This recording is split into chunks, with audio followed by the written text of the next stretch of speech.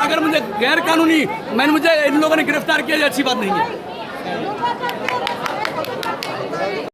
अस्सलाम वालेकुम, मैं हूं शाहिद हुसैन। गुज़श्ता रोज़ हमने एक कुरंगी से दुआ यानी कि मेहदी अली काज़मी साहब की जो साहबजादी थी, उनकी उम्र की एक और बच्ची के अगवा और ज़बरदस्ती शादी यानी कि जालसाजी से या जाली निकाहनामा के ज़रिए शादी मंजर आम पर आई थी। वो रिपोर्ट आपके सामने रखी थी। जिब्रान नासिर साहब का इंटरव्यू भी आपके सामने रखा था।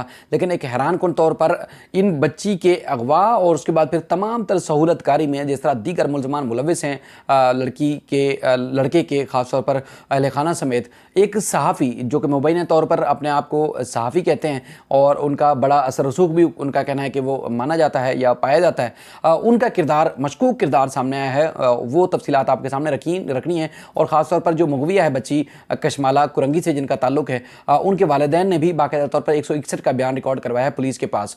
तो वो बाकायदा तौर पर जब ये अदालत में पेश हुए तो वो न सिर्फ अदालत में सहूलतकारी के तौर पर वो सहाफ़ी मुबैना सहाफ़ी जो वो साथ साथ होते हैं, बल्कि पुलिस का कहना है कि बाकायदा तौर पर लड़की को छुपाने में अहम किरदार जो है रुस्तम जमाली जो कि मुबैना तौर पर सहाफ़ी हैं, इनका सामने आता है। पुलिस का ये कहना है। कोर्ट में पेशी के बाद जब हमने गुफ्तगू की तो उस दौरान हमने उनसे कुछ गुफ्तगू की, बातचीत की। वो उनका पुलिस को डराना धमकाना और उसके बाद फिर अपना असर रसूख इस्तेमाल करना, वो सारी सवाल जवाब आपको मैं आखिर में दिखाता हूँ।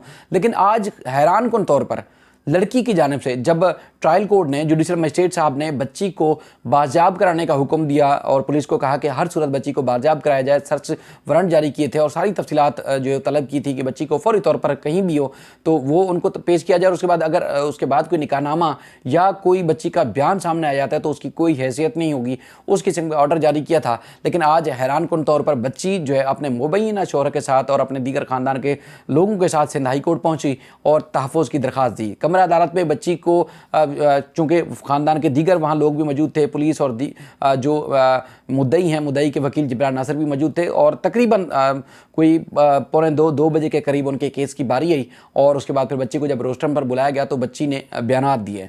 बच्ची ने जो है वो अदालत को, जस्टिस के आगा साहब की अदालत को बताया कि उसको किसी ने अगवा नहीं किया, किसी ने गन पॉइंट पे अगवा नहीं किया। बच्ची मैं अपनी मर्ज़ी से गई थी और मुझे किसी ने अगवा नहीं किया, मैंने निकाह अपनी मर्ज़ी से किया है और मेरी उम्र जो है 18.5 साल है और उसके बाद फिर मैं अपनी मर्ज़ी से कुछ भी चाहूँ कर सकती हूँ। ये बयान उसने बच्ची ने वहाँ कमरे अदालत में वकला, अपने वालिदैन और दीगर की मौजूदगी में दिया।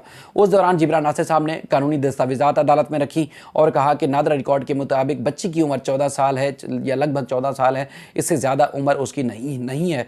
तो लिहाजा उनको जो चूँकि उस दरख्वास्त में बच्ची की जानिब से दरख्वास्त दायर की गई थी तहफ़्फ़ुज़ की, उसमें उसने अपने वालिद को भी जो है वो फ़रीक बनाया था और उसके बाद फिर फ़रीक बनाया था। तो उस दौरान जिब्रान नासिर ने कहा कि देखें जी, मैं उनके वालिदैन भी मौजूद हैं तो मैं अपना वकालतनामा पेश करता हूँ, लिहाजा इस केस में मुझे भी सुना जाए। तो जज साहब ने उनको सुना, नोटिस जारी किए हैं प्रोसिक्यूशन को और पुलिस को और दीगर हुकाम को।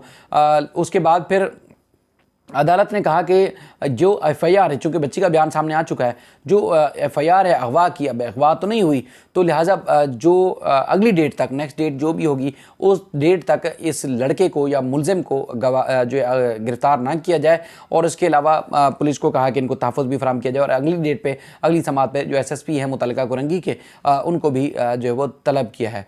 और उसके बाद फिर पुलिस ने वहाँ पर जो मौजूद अफसरान और एहलकार मौजूद थे, उनका बताना है कि चूँकि वालिद की तरफ से बच्ची की प्रोटेक्शन के लिए या प्रोडक्शन के लिए बाकायदा तौर पर दरख्वास्त दे दी गई थी मजिस्ट्रेट को, तो बच्ची को तो बाजियाब कराना है। अदालत ने बच्ची की रिकवरी के लिए, बाजियाबी के लिए तो नहीं रोका। सिंध हाई कोर्ट ने, ट्रायल कोर्ट ने बच्ची को बाजियाब कराने का हुक्म दिया था। तो उसके बाद फिर उनका कहना है कि बच्ची को जब यानी कि बाजियाब कराने का हुक्म दिया है तो अब बच्ची तो हम लड़के को गिरफ्तार अगर नहीं कर सकते लेकिन बच्ची को तो बाजियाब करा सकते हैं।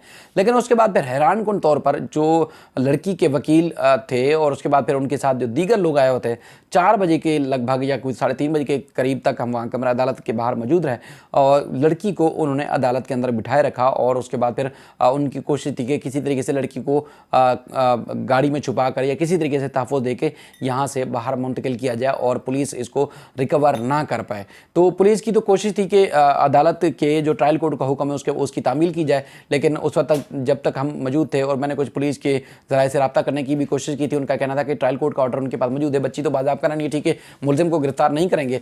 लेकिन उस वक्त चूँकि वकला और मज़ीद के लोग जो तलब किए गए थे, इसलिए उस वक्त तक बच्ची कमरा अदालत से बाहर नहीं आई थी, तो उसको तहवील में या उसकी बाज़ाबी अमल में नहीं लाई गई थी। तो अब मैं चाहता हूं कि जो तफ्तीशी अफसर का मौक़िफ़ है, जिसमें निकाहनामे की जो एक हैसियत है कि किस हद तक जालसाजी के ज़रिए निकाहनामा पढ़ाया गया है, पहले वो शॉर्ट सुने, वो उनका इंटरव्यू सुने, और उसके बाद फिर अगला जो फ़ौरी बाद जो इंटरव्यू होगा वो होगा उस रोस्तम जमाली जो कि मुबैना सहाफ़ी हैं, और वो पुलिस को किस तरह धमकियाँ दे रहे हैं और पुलिस को किस तरह निमटने की अदालत में खड़े होकर जो है वो धमकियाँ दे रहे हैं। हालांकि पुलिस का कहना है कि ये पुलिस को भी मतलूब है।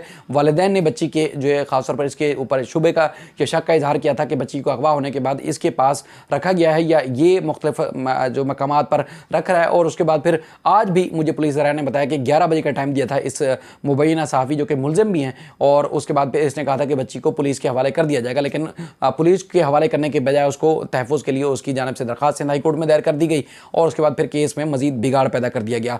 अब मामला ये आता है कि जिस तरह मेहदी अली काज़मी साहब की साहबजादी का केस था, इसी तरह कई और केसेस भी, हुस्न अली का भी आपको याद होगा इंटरव्यू, जिस तरह उन्होंने बताया था कि एक रेप लड़की के रेप में मुलव्वस है सहाफ़ी मुलव्वस है। तो उसके बाद फिर ये केस सामने आता है, उसमें भी आपने देखा कि मुख्तलिफ यूट्यूबर्स और मुख्तलिफ लोगों के फेसेस जो मुलज़िम को सपोर्ट करते हुए नजर आए। तो आज ये एक और जो केस सामने आया है उसमें भी इसी तरह सहाफ़ी जो कि नाम नहाद या मुबैना सहाफ़ी हैं, उनका एक किरदार सामने आ रहा है जिसमें वो जुर्म को सपोर्ट करते हुए नज़र आ रहे हैं और मुतासरा जो फैमिली है, मुतासरा जो ख़ानदान है, उसके ख़िलाफ़ होते हुए नज़र आ रहे हैं। तो अब सहाफ़त के ऊपर तो लोग बहुत ज़्यादा यकीन करते हैं, लेकिन इस तरह का जो रूप है, इस तरह का जो किरदार है, वो लोगों को काफ़ी गमज़दा करता है, मायूस करता है। तो सहाफ़ियों को अब क्या कहा जाए कि उनको वो किस तरह अपना जो ज़िम्मेदारी है, अपना जो इनका किरदार है, वो उससे जो है वो रुख मोड़ लेते हैं, मुँह मोड़ लेते हैं, और उसके बाद फिर नेगेटिविटी की तरफ चल पड़ते हैं। हालाँकि सहाफ़त जो है वो माशरे की बेहतरी का काम है, ना कि बिगाड़ का काम है। तो दोनों चीज़ें सुने, और मजीद जो पेशरफ्त होगी इस केस से मुताल्लिक भी आपका आगाह करेंगे। अपना ख्याल रखिएगा। अल्लाह हाफ़िज़।